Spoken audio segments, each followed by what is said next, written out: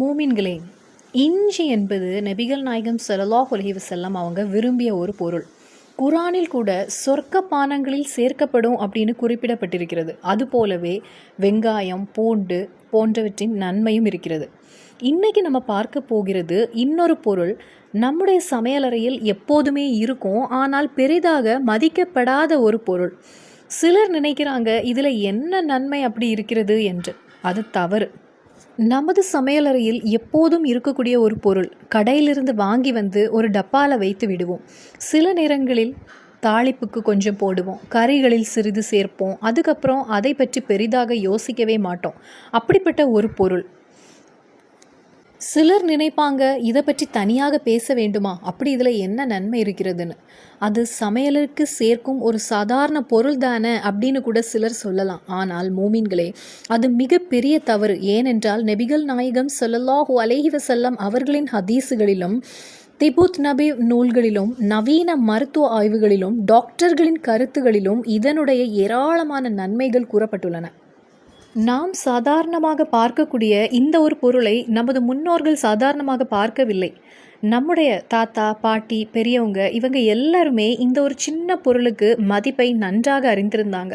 அதனால தான் அவர்கள் இதை உணவில் அடிக்கடி சேர்த்தாங்க. வாரத்திற்கு குறைந்தபட்சம் ஒரு முறையாவது இதை கஞ்சி வச்சு குடித்தவர்களாக இருந்தாங்க. அது மட்டும் இல்லாமல் இதை தண்ணீரில் போட்டு காய்ச்சி அந்த தண்ணீரை குடிப்பாங்க. தினமும் அல்ல, இடைவெளி வைத்து குடிப்பாங்க.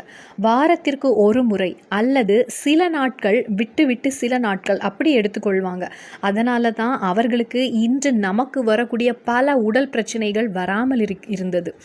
இன்று சிறிய வயதிலேயே கேஸ் பிரச்சனை, உடல் பருமன், ஒபிசிட்டி, சர்க்கரை நோய், டயபெட்டிஸ், கொலஸ்ட்ரால், செரிமான கோளாறு, உடல் சோர்வு போன்ற பிரச்சனைகள் வருகிறது. ஆனால் நம்முடைய முன்னோர்கள் இயற்கையாக கிடைக்கக்கூடிய இத்தகைய நல்ல பொருட்களை சரியான முறையில் அவங்க பயன்படுத்தியதால் ஆரோக்கியமாக வாழ்ந்தாங்க.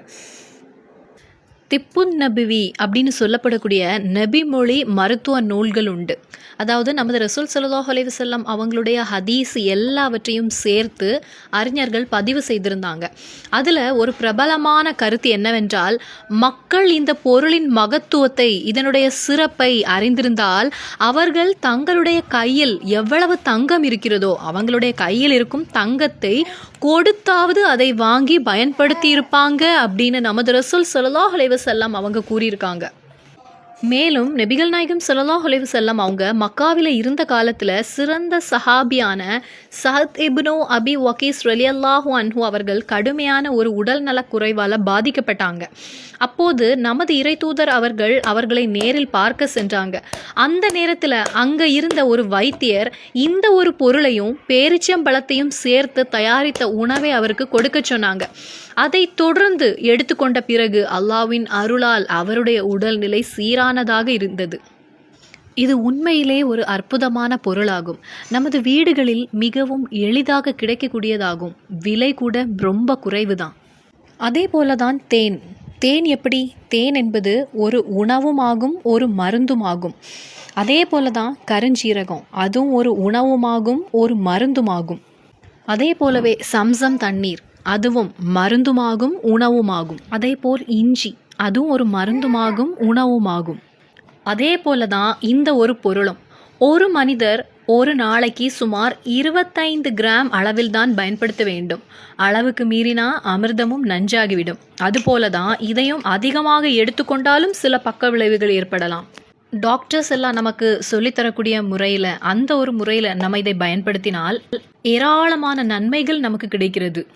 இந்த ஒரு விலை மதிப்புள்ள பொருளை தண்ணீரில் போட்டு கொதிக்க வைத்து அந்த தண்ணீரை குடித்தால் கேஸ் பிரச்சனைகள் நீங்கி கிடைக்கும். அதே போல இந்த ஒரு பொருளில் அதிகமான புரோட்டீன் இருக்கிறது.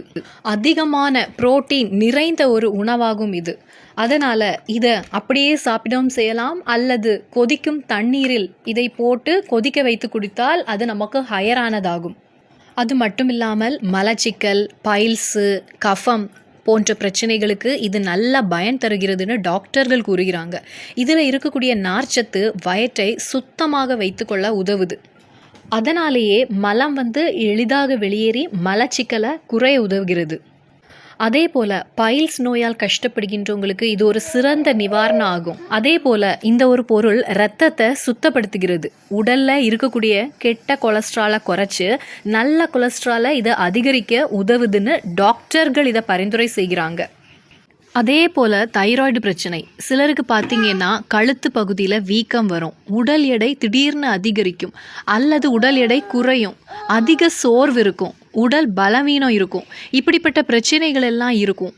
இப்படிப்பட்ட தைராய்டு தொடர்பான பிரச்சனைகளுக்கு இந்த ஒரு பொருள் சிறந்த தீர்வாக இருக்கிறது அப்படின்னு டாக்டர்கள் பரிந்துரை செய்கிறாங்க. அதே போலவே சிலர் மெலிதாக இருப்பாங்க, ஆனால் வயிறு மட்டும் ரொம்ப பெருசாக இருக்கும். வயிற்று பகுதியில் பார்த்தீங்கன்னா கொழுப்பு அதிகமாக தேங்கி இருக்கும். இப்படிப்பட்டவர்கள் இதை பயன்படுத்தினால் அவங்களுடைய வயிற்று கொழுப்பை குறைக்க உதவும். அதனால் உடல் எடையை கட்டுப்படுத்த நினைப்பவங்களுக்கு இது சிறந்த ஒரு தீர்வாக இருக்கிறது. அதே போல் பெண்களுக்கு மாதவிடாய் பிரச்சனை இருக்கும், சரியான நேரத்தில் வராமல் இருக்கும். பலருக்கும் இருக்கக்கூடிய ஒரு பிரச்சனை. சில நேரங்களில் தள்ளி போகும், சில நேரங்களில் அதிக வலி இருக்கும், உடல் சோர்வு இருக்கும், வயிற்று பிடிப்பு இருக்கும், போன்ற சிரமங்கள் இருக்கும். இப்படிப்பட்ட நேரங்களில் இதை பயன்படுத்துவது உதவியாக இருக்கிறது. இதை போட்டு தண்ணீரில் போட்டு அதை கொதிக்க வச்சு அந்த காய்ச்சிய தண்ணீரை குடிக்க வேண்டும்.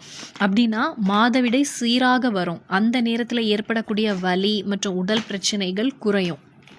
திபு நபவியில் பார்க்க முடிகிறது, நமது தொண்டையுடைய, நமது வயருடைய, நமது மார்புடைய இந்த இடத்துல நமக்கு ஏற்படக்கூடிய சிரமங்கள், நமக்கு ஏற்படக்கூடிய ஒரு தொந்தரவு, ஏதாவது ஒரு பிரச்சனை இருந்தால் அதை தண்ணீரில் இதை போட்டு அதை கொதிக்க வைத்து அந்த தண்ணீரை நாம் குடிப்பது சிறந்த தீர்வாக அமைகிறது. அதே போல் கடுமையான இருமல், சளி, மூச்சு முட்டுதல் போன்ற பிரச்சனைகளுக்கெல்லாம் இது நல்ல ஒரு தீர்வாக இருக்கிறது. சிலருக்கு பார்த்தீங்கன்னா இரவு நேரங்களில் அதிகமாக இருமல் வரும். சிலருக்கு பார்த்தீங்கன்னா நெஞ்சில் சளி கட்டி மூச்சு விடவே சிரமமாக இருக்கும். இப்படிப்பட்ட நேரங்களிலெல்லாம் இதை போட்டு காய்ச்சிய வெந்நீர் குடிப்பது உடலுக்கு இதமாக இருக்கும். அது நமக்கு சிறந்த தீர்வாகவும் இருக்கிறது. இனி இதை பயன்படுத்தக்கூடிய முறையை டாக்டர்கள் எப்படி சொல்கிறாங்கன்னா, நாம் இரவு தூங்குவதற்கு முன்னதாக ஒரு 25 கிராம் இந்த பொருளை தண்ணீரில் போட்டு வைக்க வேண்டும்.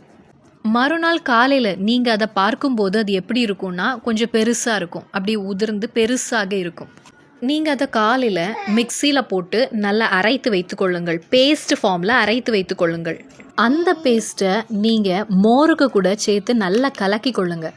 அந்த கலக்கின தண்ணீரை மதிய உணவிற்கு முன்னதாக நீங்கள் 1 கப்பு குடித்தால் அது உங்களுக்கு சிறந்த நன்மையை கொண்டு சேர்க்கும். மதியம் உணவுக்கு முன்னதாக 1 கப் நீங்கள் குடித்தா அதிகமான சிறப்புகள், ஏராளமான சிறப்புகள் உங்களுக்கு கிடைக்கும்.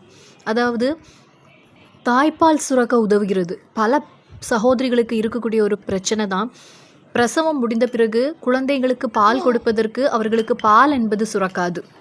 அதன் பின்னர் அவங்க குழந்தைகளுக்கு அந்த ஒரு ஸ்டேஜிலேயே நிறைய பவுட்ரு அவங்க கலக்கி கொடுக்க ஆரம்பிப்பாங்க. இது நிறைய பேருடைய ஒரு பிரச்சனையாக இருக்கிறது. அப்போது அந்த சிரமங்களெல்லாம் ஒன்று விலகி கிடைக்க இது நமக்கு உதவுகிறது. இனி நான் முக்கியமான ஒரு விஷயத்தை சொல்ல போகிறேன். அதற்கு முன்னதாக அந்த ஒரு பொருள் என்னன்னு நான் சொல்கிறேன். அதுதான் விலை மதிப்புள்ள உயர்ந்த தங்கத்தை கொடுத்தாவது வாங்கி வையுங்கள் என்று நமது இறைத்தூதர் கற்றுத்தந்த அந்த பொருள் என்னன்னா, நமது சமையலறையில் இருக்கக்கூடிய வெந்தயம் என்பதாகும்.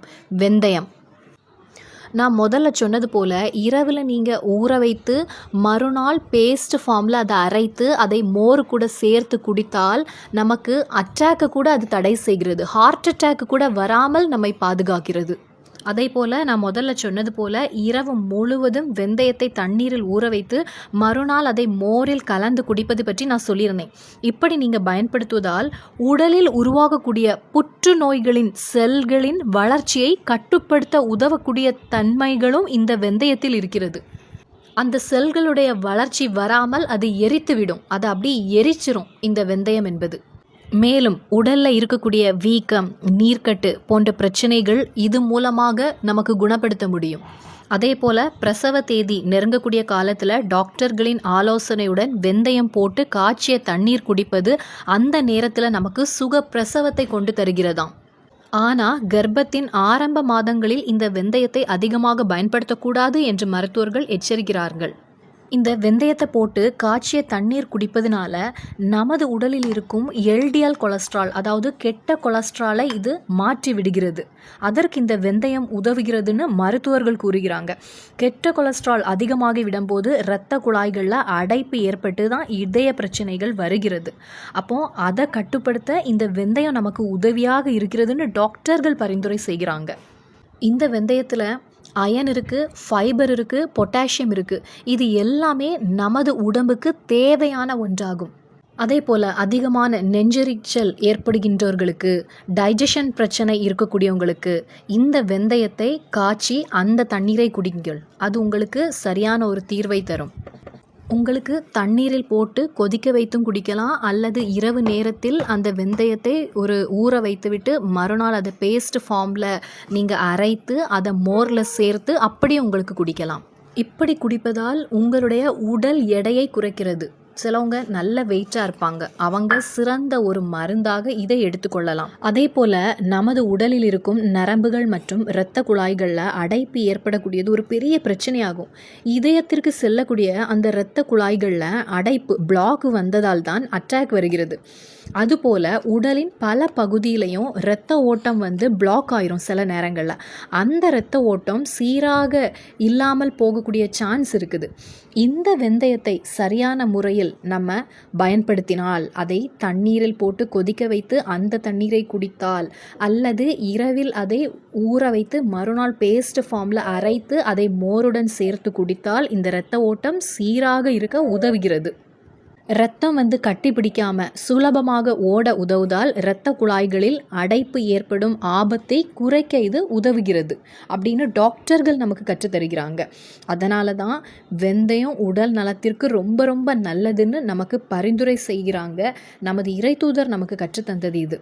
அதே போல் கிட்னியில் கல் உருவாகக்கூடிய பிரச்சனை, அதாவது கிட்னி ஸ்டோன் பிரச்சனைக்கு இந்த வெந்தயம் சிறந்த தீர்வாக இருக்கிறது.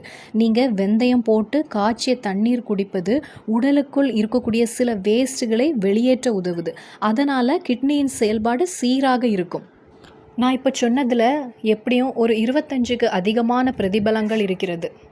சர்க்கரை நோயாளிகளுக்கு சிறந்த ஒரு தீர்வாக இருக்கிறது. சர்க்கரை நோயாளிகள் ஒரு நாள் 50 கிராம் எடுக்கலாம். இதை 50 கிராம் சர்க்கரை நோயாளிகளுக்கு இதை பயன்படுத்தலாம். அப்படியானால் சர்க்கரை நோய் என்பது எளிதில் குணமாகி கிடைக்கிறது.